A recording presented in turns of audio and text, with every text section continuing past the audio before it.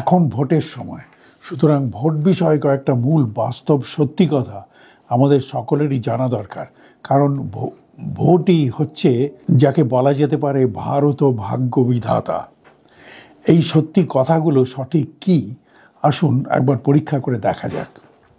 ভারতে এই ভোট বা নির্বাচনের পুরো ব্যাপারটাতে যে পরিমাণ টাকা খরচ হয় সেটা পৃথিবীর যে কোনো দেশে ভোট বা নির্বাচনের খরচের থেকে বহুগুণ বেশি।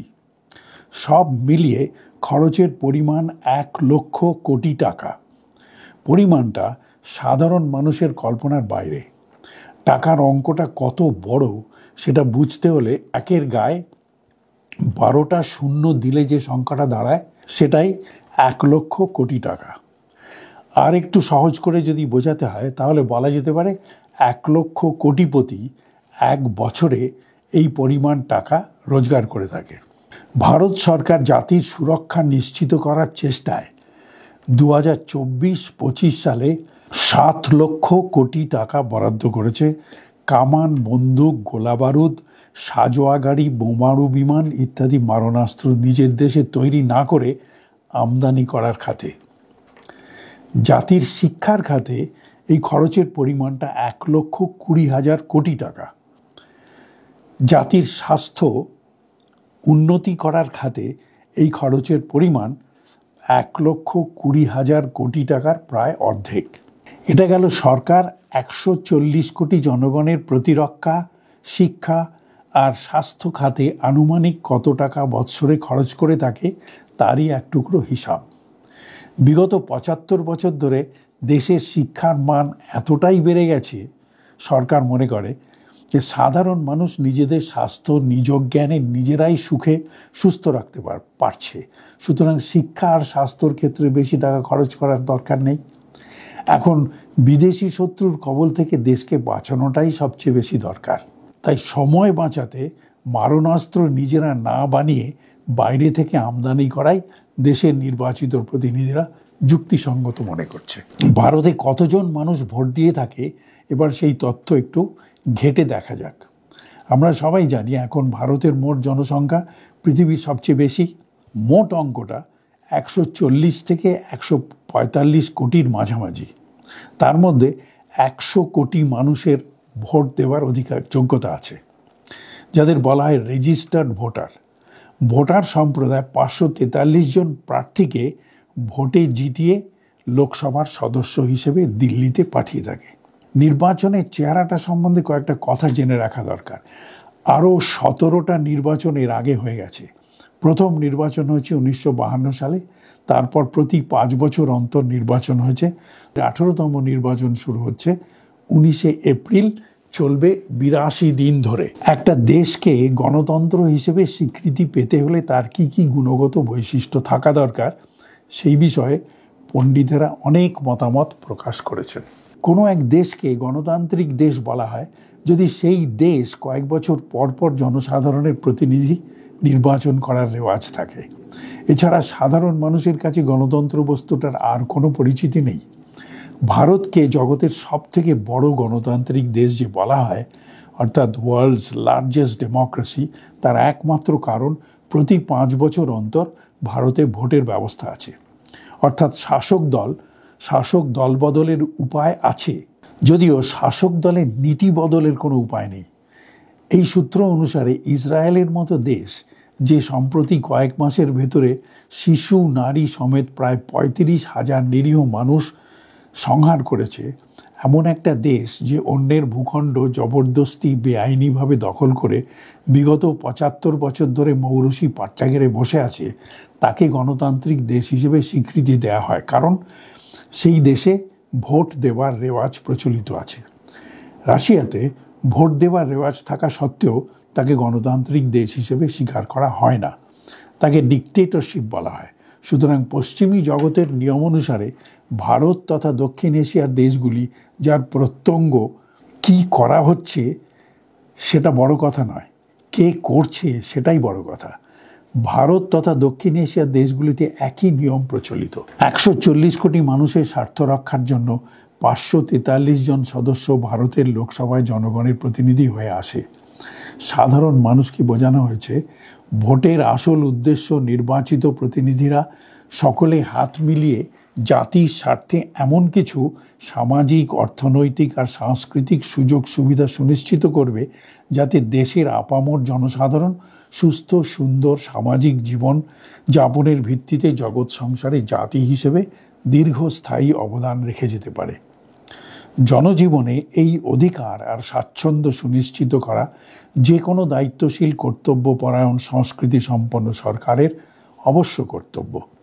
সামাজিক, অর্থনৈতিক আর সাংস্কৃতিক সুযোগ সুবিধার কয়েকটা নমুনা হচ্ছে: সাধারণ মানুষের রুজি রোজগারের ভিত্তিতে ভদ্রস্থ জীবনযাপনের সুযোগ, জাতীয় খরচে আন্তর্জাতিক মানের স্বাস্থ্য পরিষেবার ব্যবস্থা, জাতীয় খরচে পরবর্তী প্রজন্মের আন্তর্জাতিক মানের মাতৃভাষা ভিত্তিক শিক্ষা ব্যবস্থা, বয়স্কদের শেষ জীবনে আর্থিক আর শারীরিক নিরাপত্তার ব্যবস্থা, মহিলাদের আর্থিক, সামাজিক, দৈহিক নিরাপত্তার সুনিশ্চয়তা, শহর, নগর, পৌর জীবনে স্বাচ্ছন্দ্যের সুনিশ্চয়তা। বিপুল পরিমাণ এই অর্থ ব্যয় করে ভোটের বিশাল প্রক্রিয়ার আসল উদ্দেশ্যটা কি? পরিষেবা আর অধিকারগুলো জনগণ যাতে উপভোগ করতে পারে তা সুনিশ্চিত করা। এই আশায় জনসাধারণ লোকসভায় প্রতিনিধি নির্বাচন করে থাকে। এই নির্বাচিত প্রতিনিধি সম্প্রদায়ের পারিশ্রমিক আর সুযোগ সুবিধা সম্ভ্রান্ত শুধু নয়, রাজকীয় বলা যেতে পারে। তাদের সমস্ত ব্যয়ভার বহন করা হয় জনগণের থেকে আদায় করা করের টাকা থেকে। অন্যভাবে বলা যায়, লোকসভায় নির্বাচিত প্রতিনিধির দল জাতির স্বার্থে নিয়োজিত কর্মচারী। তাদের বেতন আর অন্যান্য সুযোগ সুবিধার বিনিময়ে সমস্ত জাতিকে দৈনন্দিন জীবনে প্রয়োজনীয় উপযুক্ত পরিষেবা আর জীবনযাপনের জন্য অত্যাবশ্যক আর্থিক, সামাজিক আর দৈহিক উপকরণ সরবরাহ নিশ্চিত করা নির্বাচিত প্রতিনিধিদের দায়িত্ব। যে কোনো কাজে নিয়োগ করার আগে প্রার্থীর যোগ্যতা, অভিজ্ঞতা, ন্যায়, নিষ্ঠা, সততা যাচাই আর কাজে বহাল করার পরে নিয়োজিত ব্যক্তির দায়িত্ব পালন সম্বন্ধে জবাবদিহি করার রেওয়াজ জগতের সর্বত্র প্রচলিত আছে। ভারতীয় রাজনৈতিক পরিবেশে জনসাধারণের নির্বাচিত প্রতিনিধির যোগ্যতা অথবা জবাবদিহির কোনো চল নেই।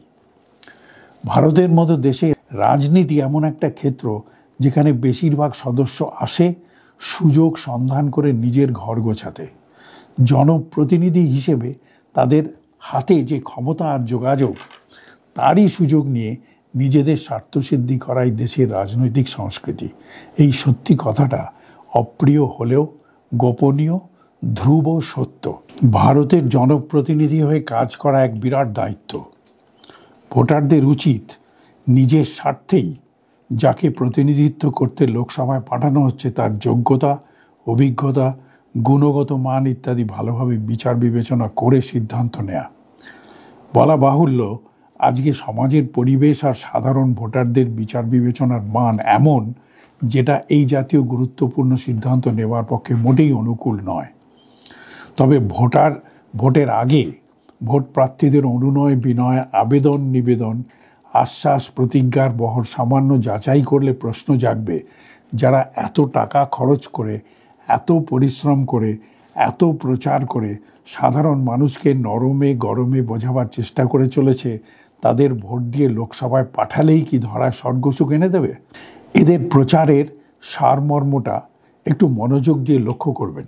কেমন করে শিক্ষিত বেকারকে মানানসই সম্ভ্রান্ত রুজি রোজগারের পথ দেখাবে, কেমন করে মানুষের দৈনন্দিন অপরিহার্য প্রয়োজনীয়তা আয়ত্তে এনে দেবে, যেমন সভ্য মানের পানীয় জল, বিদ্যুৎ, আন্তর্জাতিক মানের স্বাস্থ্য পরিষেবা, জাতীয় খরচে আন্তর্জাতিক মানের স্কুল, শহুরে আর পৌর জীবনে ভদ্রস্থ পরিকাঠামো, মহিলাদের সুরক্ষা, সার্বজনীন ন্যায় বিচারের ব্যবস্থা, দুর্নীতির বিরুদ্ধে রুখে দাঁড়ানো, কেমন করে বাড়িতে বাড়িতে সরকারি পরিষেবা পৌঁছে দেবে, ভোট প্রার্থীরা এসব আলোচনার মধ্যে যাবেই না। তার সুপরিকল্পিত চিন্তাশীল ছক জনসমক্ষে এনে তাদের আস্থা অর্জন করার প্রচেষ্টা কোনো দলের কোনো প্রার্থীকে করতে দেখবেন না। যে কোনো সভ্য, শিক্ষিত, সংস্কৃতি সম্পন্ন, মার্জিত জাতীয় সরকার যেসব বুনিয়াদী পরিষেবা সাধারণ মানুষের ঘরে ঘরে পৌঁছে দেওয়াকে তাদের নৈতিক দায়িত্ব বলে মনে করে, অথচ বিগত ৭৫ বছরে ভারতীয় সমাজে সেসব পরিষেবা সাধারণ মানুষের ঘরে পৌঁছানো তো দূরের কথা, এই নিয়ে কোনো আলোচনা কোথাও শুনবেন না। কেন শোনা যায় না সেটা একবার চিন্তা করে দেখুন। কারণটা খুব জটিল কিছু নয়।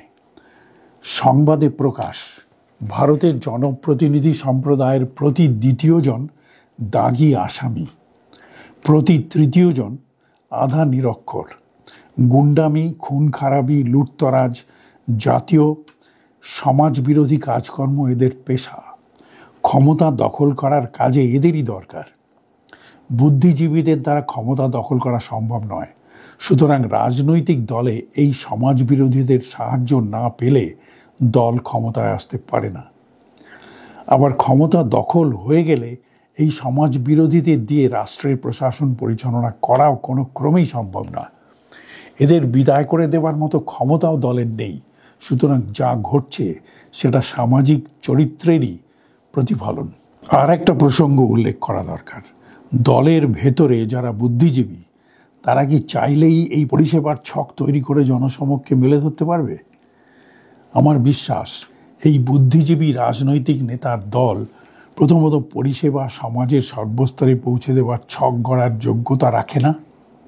দ্বিতীয়ত, রাখলেও সমাজের সর্বস্তরে শিক্ষা, স্বাস্থ্য, সুস্থ জীবনযাত্রা পৌঁছে দেওয়ার মানসিকতাই এদের নেই বলেই বিগত ৭৫ বছরে যে পরিষেবা সমাজের সর্বস্তরে ৫ থেকে ১০ বছরের মধ্যে পৌঁছে দেওয়া সম্ভব তা ৭৫ বছরেও দেওয়া হয়নি, আরও ৭৫ বছরেও হবে না। এই তথ্য আর পরিসংখ্যান পেশ করে বলতে চাই, ভারতে এতগুলো রাজনৈতিক দলের মধ্যে আম আদমি পার্টি নামে একমাত্র রাজনৈতিক দল যারা বিগত ৭৫ বছরে দেশের খেটে খাওয়া সাধারণ মানুষকে সভ্য সম্ভ্রান্ত জীবন যাপন করার আশ্বাস দিয়ে কাজে নেমে প্রমাণ করেছে সততা আর সদিচ্ছা থাকলে মাত্র ১০ বছরেই শ্রমজীবী মানুষের ঘরে ঘরে শিক্ষা, স্বাস্থ্য, সরকারি পরিষেবা পৌঁছে দেওয়া যায়। তাদের আশ্বাস আংশিকভাবে হলেও পূরণ করে দেখিয়েছে। পরিণামে দলের নেতৃত্বের প্রাপ্য সহযোগিতা অথবা উৎসাহ তো অনেক দূরের কথা, যারা পরিকল্পনা নিয়ে মাঠে নেমেছিল আজ সম্পূর্ণ মিথ্যা অজুহাতে তাদের হাজতে ধরে রাখা হয়েছে। আগেই বলেছি, ভারতের রাজনৈতিক সম্প্রদায়ের পরিচিতি হচ্ছে প্রতি ২য় জন দাগী আসামি, প্রতি ৩য় জন আধা নিরক্ষর। দেশের রাজনীতি আর সমাজের ছবিটার দিকে ভালো করে চাইলে বুঝতে বাকি থাকে না ৩০ লক্ষ বর্গ কিলোমিটার আয়তনের ভূখণ্ড ভারতবর্ষ, যেখানে এত বিশাল প্রাকৃতিক সম্পদ, ১০,০০০ বছরের প্রাচীন সভ্যতার ঐতিহ্যবাহী যার মানব সম্পদ, সেই জাতি আজ সমাজ বিরোধীদের নেতৃত্বে পরিচালিত পৈশাচিক শাসনতন্ত্রের জাঁতাকলে পিষে যাচ্ছে। ভুলে যাবেন না, ভারতবর্ষের এই বিশাল মানব সম্পদ, বিশাল প্রাকৃতিক সম্পদ, বিশাল ভূখণ্ড ভারতবাসী নিজের যোগ্যতায় নিজের স্বার্থে সুরক্ষিত রাখতে না পারলে কোনো বিদেশি শক্তি তার দখল নেবেই নেবে। যাদের চোখ আছে তারা দেখতে পাচ্ছে সেই প্রক্রিয়া আবার নতুন করে শুরু হয়ে গেছে। বিদেশি শক্তির কবলে দেশকে তুলে দেওয়ার জন্যে আধুনিক মির্জাফরের কোনো ঘাটতি নেই। ভারতের সাম্প্রতিক ইতিহাস তারই সাক্ষী। অতএব নিজের স্বার্থ জেনে শুনে বুঝে নিজের ভোট সদ্ব্যবহার করুন।